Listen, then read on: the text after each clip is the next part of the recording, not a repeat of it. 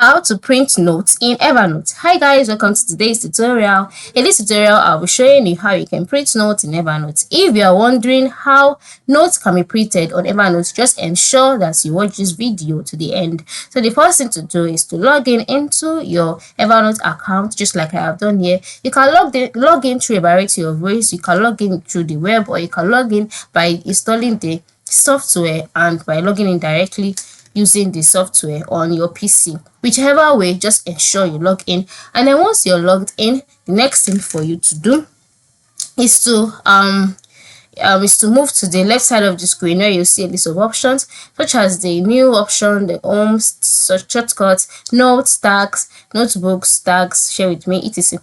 So you can decide to select the notes that you want to print by clicking on the note option here, where you will see all of your notes, or you can just click on notes on the home page. So here you can select any of the notes that you want. Okay, if it's this note or the next or the other ones, just select the notes you want. And then once you've selected the notes you want, the next thing for you to do is to click on the notes.